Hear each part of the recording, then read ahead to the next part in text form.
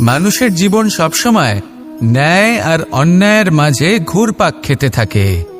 প্রত্যেক মানুষের মনে হয় কোথাও না কোথাও তার সাথে অন্যায় হচ্ছে। কেউ বলেন যে ভাগ্য আমার সাথে অন্যায় করেছে, কেউ আবার বলেন এই সংসার আমার সাথে অন্যায় করেছে। আর প্রত্যেকেই ন্যায় বিচার চাইতে বৈঠক দাবি করে বসেন। কখনো এই বিচার গৃহে যান, আবার কখনো ওই বিচার গৃহে। যদি সত্যি কথা বলি, এই সংসারের সব থেকে বড় বিচার গৃহ আপনার কাছেই রয়েছে, আপনার মন। আপনার মনই হলো সব থেকে বড় বিচার গৃহ।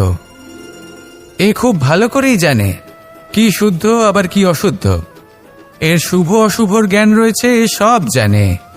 দেখতে গেলে প্রত্যেকটা মানুষ যদি নিজের মনের কথা শোনেন, তাহলে তিনি ভালোভাবেই বুঝতে পারবেন তিনি কি উচিত করেছেন আর কি অনুচিত।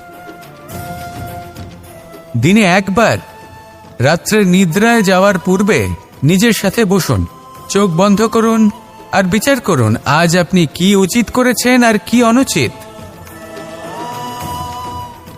আপনার মন সঠিক বিচার তখনই করে দেবে। আসুন আমার সাথে ভালোবেসে বলুন, রাধা রাধা। এই সংসারে জয়লাভ করার জন্য, সাফল্য লাভের জন্য শক্তি, ধৈর্য, সাহস, মিত্রদের সঙ্গ, এই সব ছাড়া আর কি আছে যা অত্যন্ত প্রয়োজনীয়? বিশ্বাস। সত্যি কথা বলতে এই বিশ্বাস অত্যন্ত অমূল্য, কিন্তু এটা দুদিক খোলা তলোয়ারের মতো। এটা আপনাকে বলশালীও করে তুলতে পারে, শক্তিশালীও করে তুলতে পারে, আবার দুর্বলও করে তুলতে পারে। কিভাবে? যদি আপনি শুধুমাত্র অন্যের উপরে বিশ্বাস করেন যে ওনারা সবাই আমাকে সামলে নেবেন, আপনার বিশ্বাস শুধুমাত্র অন্যের উপর, আর সেই বিশ্বাসের ভিত্তিতে আপনি কর্ম করেন, তাহলে আপনি দুর্বলই হয়ে উঠবেন। কিন্তু এই বিশ্বাস যদি আপনি নিজের ওপর রাখেন যে যাই হয়ে যাক না কেন আমি নিজেকে ঠিক সামলে নেব, আমি আমার পথ বানিয়ে নেব, সব বিপদের সম্মুখীন আমি নিজে হব এবং জীবনে সামনে এগোতে থাকব, তাহলে এই বিশ্বাস আপনাকে বলশালী করবে। এবার সিদ্ধান্ত আপনার যে আপনি কি চান, এই বিশ্বাস আপনাকে বলশালী করবে নাকি দুর্বল। ভেবে দেখুন আর আমার সাথে ভালোবেসে বলুন, রাধা রাধা। এই সংসারে সব থেকে বেশি কঠোর এবং বলশালী ধাতু হল লৌহ, অর্থাৎ লোহা। হয়তো সেই জন্যই সকল অস্ত্র, সকল শস্ত্র, সকল বাহন যখনই এদের নির্মাণ হয় তখন সব থেকে বেশি ব্যবহার এই লোহাকে করা হয়। এবার এই লোহার একটা বিশেষ গুণ রয়েছে, সেটা এটাই যে লোহাকে আপনি অন্য কোনো ধাতু দিয়ে কাটতে পারবেন না। লোহা দ্বারাই লোহাকে কাটা সম্ভব। এবার এটা কিভাবে সম্ভব? যে লোহাকে কাটতে হবে তাকে গরম করা হয়, যে লোহা দ্বারা কাটতে হবে সেটাকে ঠান্ডা রাখতে হয়, অর্থাৎ ঠান্ডা লোহা দ্বারা গরম লোহা কাটা হয়। এবার এই যুক্তি, তার প্রয়োগ আমাদের জীবনেও করা যেতে পারে। যদি আপনার কাছে শক্তি থাকে, যদি আপনি বুদ্ধিমান হন, আর যদি আপনার মন স্থির হয়, শান্ত হয়, তাহলে এই সংসারকে আপনি বদলাতে পারবেন। কিন্তু যদি আপনি শক্তিশালী হন, বুদ্ধিমান হন, কিন্তু আপনার মন অস্থির হয়, আপনার মন স্থির না থাকে, কোথায় কোথায় আপনি রেগে যান, তাহলে আপনি কখনোই সংসার বদলাতে পারবেন না। যদি পরিস্থিতিকে নিজের মতো গড়ে নিতে হয়, তাহলে ধৈর্য, সংযম এবং স্থিরতার শীতলতাকে আপন করে নিতে হবে। আসুন আমার সাথে ভালোবেসে বলুন, রাধা রাধা। মহাভারতে অনেক যোদ্ধারা অংশগ্রহণ করেছিলেন। সবাই ছিলেন শ্রেষ্ঠ কুলের। কেউ কেউ ছিলেন বড় বড় রাজ্যের রাজা, কেউ কেউ ছিলেন দেবতার পুত্র। এনারা সবাই অংশ নিয়েছিলেন। এনারা সবাই শ্রেষ্ঠ কুলের, প্রত্যেকে ভালো পরিবেশ পেয়েছেন। কিন্তু সেখানেই অন্যদিকে ছিল বারবারিক, অসুরপুত্র বারবারিক। এবং এই অসুরপুত্র বারবারিকই এই সময় দাঁড়িয়ে ভগবান রূপে স্থাপিত হয়ে আছেন, পুজো করা হয় তাকে। কারণটা কি? নির্বাচন। বারবারিক একটি দ্বন্দ্বের মধ্যে ছিলেন। ঠিক যেমন প্রত্যেক যোদ্ধার জীবনে দ্বন্দ্ব এসে থাকে, তখন সে কি নির্বাচন করবে সেটা হলো অত্যন্ত গুরুত্বপূর্ণ। বারবারিকের কাছে এত শক্তি ছিল যে একটিমাত্র বাণ প্রয়োগ করে সবাইকে নাশ করতে পারত। দ্বন্দ্ব ছিল একটাই, যে ও নির্বাচন করতেই পারছিল না কোন পক্ষ হয়ে যুদ্ধ করবে।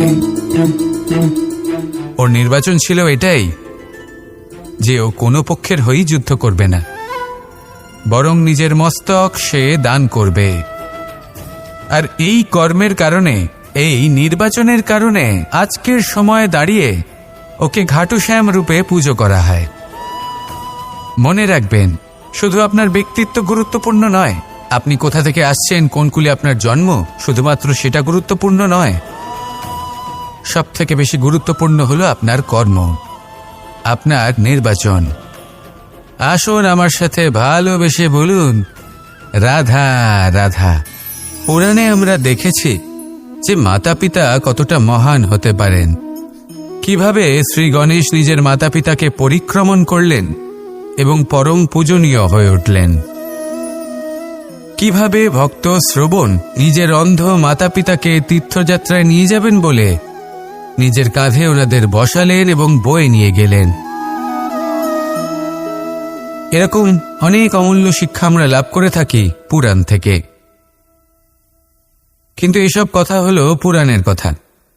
কথা বলা যাক আমাদের জীবন নিয়ে। আমাদের এই জীবনে আমাদের মাতা পিতা কেন আমাদের কাছে এতটা অমূল্য? কেন আমরা ওনাদের এতটা ভালোবাসি? কেন আমরা ওনাদের এত সম্মান করি? আর কেনই বা ওনাদের এতটা সম্মান করা উচিত? মমতার কারণে। মায়ের মনের এক ধরনের মমতা, পিতারও এক ধরনের মমতা। এই দুইয়ের মমতা ভিন্ন, কিন্তু এনাদের দুজনের মমতার কেন্দ্রবিন্দু হলো ওনাদের সন্তান। মাতা মমতার কারণে সকালে তাড়াতাড়ি উঠে পড়েন, খাবার তৈরি করেন, এটা ভাবেন যে আমার সন্তান যেন অভুক্ত না থাকে।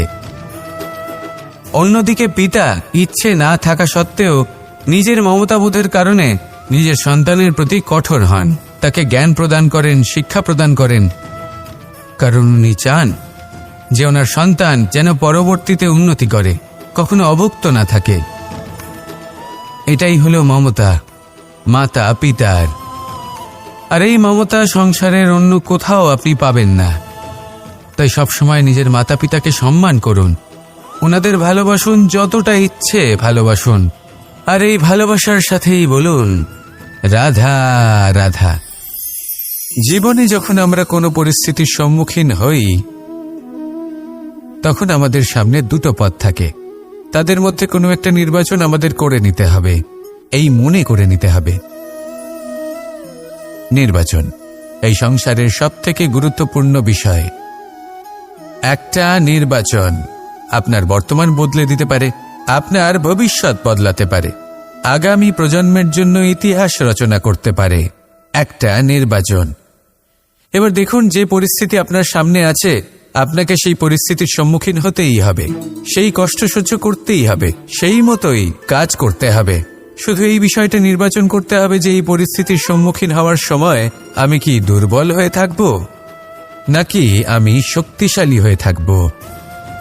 এই নির্বাচন এই মনের মধ্যে করতে হবে। আর এই নির্বাচন হলো সবথেকে বেশি গুরুত্বপূর্ণ নির্বাচন। যদি নিজের মনকে শক্তিশালী করে তুলে সেই পরিস্থিতির সম্মুখীন হন, তাহলে কিছুই আপনাকে বাধা দিতে পারবে না।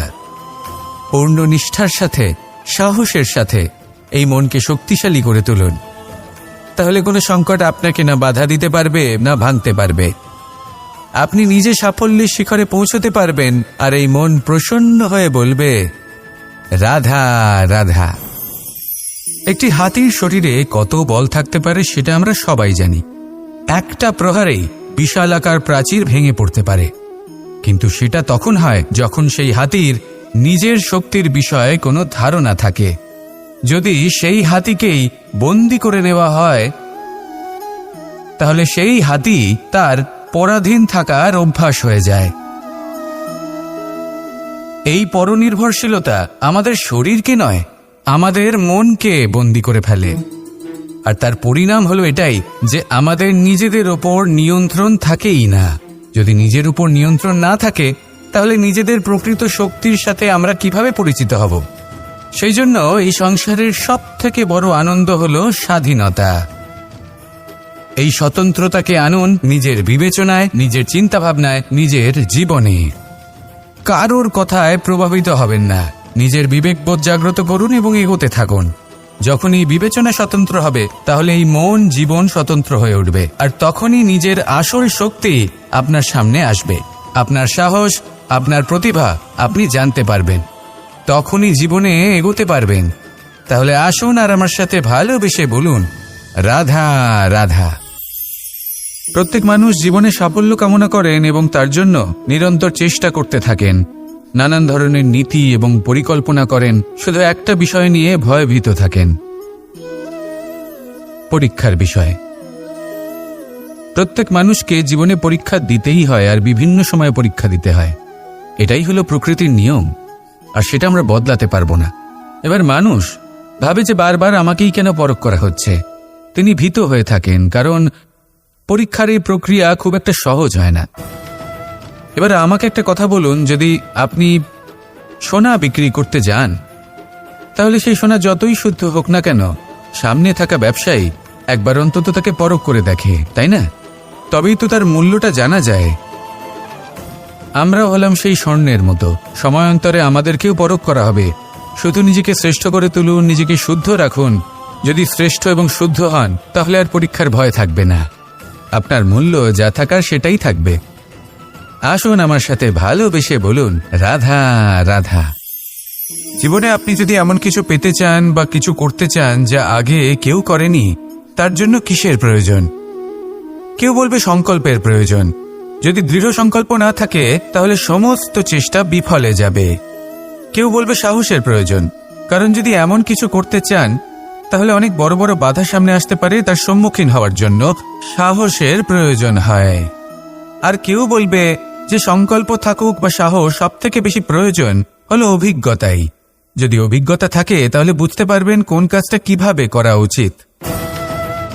আমি যদি সত্যি কথা বলি তাহলে বলবো এই তিনের সমন্বয় খুব প্রয়োজন: সংকল্প, সাহস এবং অভিজ্ঞতা। সংকল্প করুন যে আপনাকে ওই কাজটা করতে হবে, সামনে অগ্রসর হন, কর্ম করুন। আপনি যদি পরাজিত হয়ে যান তাহলে আপনি অভিজ্ঞতা অর্জন তো করবেনই, তারপর তার সাথেই সাহস জোগাতে হবে, আর মনে সাহস নিয়ে সামনে এগিয়ে যেতে হবে। এই সংসারে এমন কোনো কাজ নেই যে আপনি করতে পারবেন না। আসুন আমার সাথে ভালোবেসে বলুন, রাধা রাধা। আপনি কখনো কোনো পাথরের বুক চিরে বয়ে চলা কোনো নদী দেখেছেন? পাথর নদীর সামনে নত হয়ে যায়, তাকে বাধা দিতে চেষ্টা করে কিন্তু কখনো বাধা দিতে পারে না। এই নদী হলো ততটাই শক্তিশালী, কিন্তু এর আরম্ভ কোথা থেকে হয়? দূরে কোথাও কোনো পর্বতের চূড়াতে এক বিন্দু জল ঝরে পড়ে, আর তার সাথে হিম গলিয়ে দেয়। তারপর জলের শক্তি বৃদ্ধি পায়, তারপর অনেক বিপদের সম্মুখীন হয়, আর অনেক ধরনের বাধা সে অতিক্রম করে। তার শক্তির এতটাই বৃদ্ধি হয় যে তাকে বাধা দেওয়া একেবারেই অসম্ভব ব্যাপার হয়ে যায়। দেখুন, নদী তো মহান বটেই, কিন্তু তাকে মহান করে তুলেছে কে? সেই সকল বিপদ যার থেকে ও কখনো পালায়নি। সেইভাবেই আমাদেরও বিপদ থেকে পালিয়ে গেলে হবে না, তার সম্মুখীন হতে হবে সাহসের সাথে, পূর্ণ শক্তি প্রয়োগ করে। তবেই আমরা শিখতে পারবো, তবেই আমরা সামনে এগোতে পারবো। যদি আপনি জীবনে কুন্দন হয়ে উঠতে চান তাহলে জ্বলন সহ্য করতেই হবে। আসুন আমার সাথে ভালোবেসে বলুন, রাধা রাধা। অনেক মানুষ আমাকে এসে বলেন যে কানাই, তোমার কথাগুলি তো আর কি বা বলি, তোমার কথা কি থেকে কি করে ফেলতে পারে, অসম্ভবকে সম্ভব করে ফেলতে পারে। এত শক্তি তোমার কথাতেই রয়েছে, তো অন্য কিছু করার কোনো প্রয়োজনই কোথায়? এবার ওনারা এই কথাটা বুঝতে পারেন না যে জ্ঞান শুধুমাত্র শব্দের সমন্বয় মাত্র, কিন্তু এর অর্থ কি সেটা জানার জন্য অনুভব করা প্রয়োজনীয়, সেই পথে চলা প্রয়োজনীয়। এই অভিজ্ঞতাই আপনাকে অর্থ বুঝিয়ে দেবে।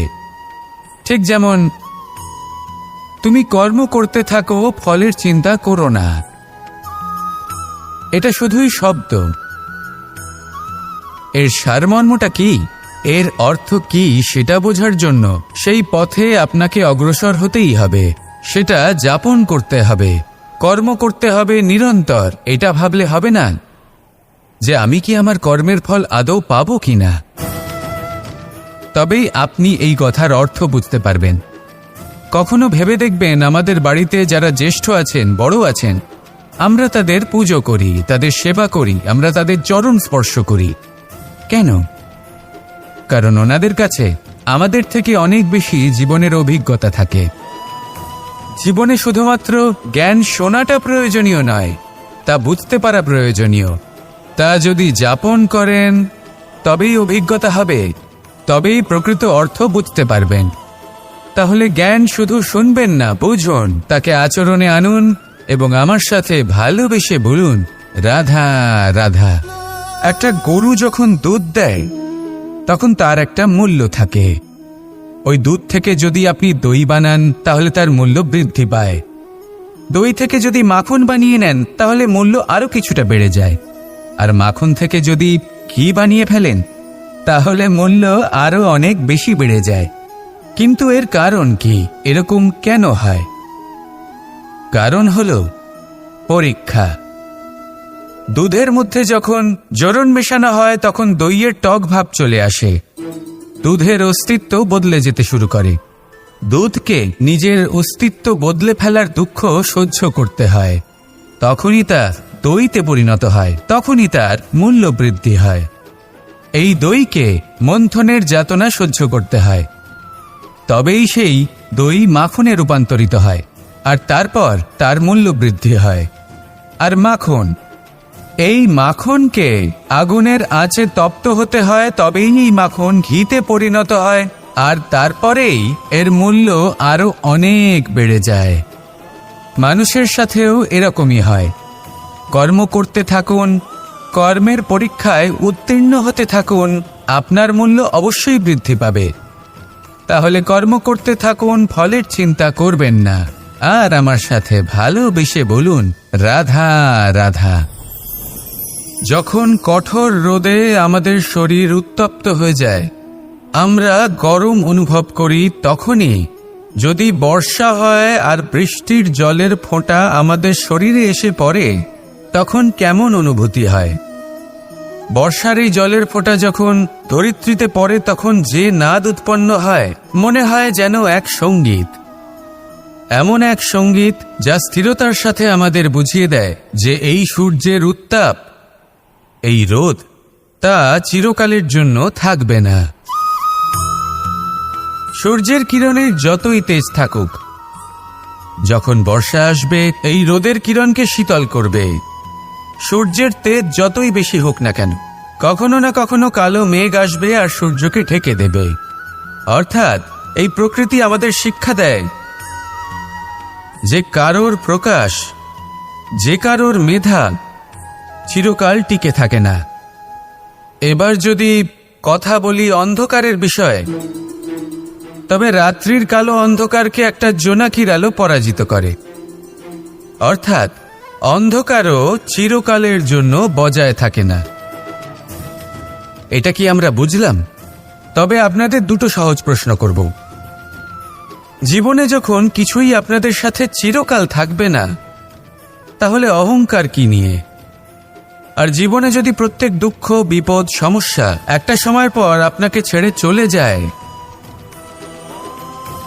তাহলে পরাজয় মানবেন কেন? এই দুশ্চিন্তা ত্যাগ করুন, এই অহংকার ত্যাগ করুন, আসক্তি ত্যাগ করুন, আর আমার সাথে ভালোবেসে বলুন, রাধা রাধা।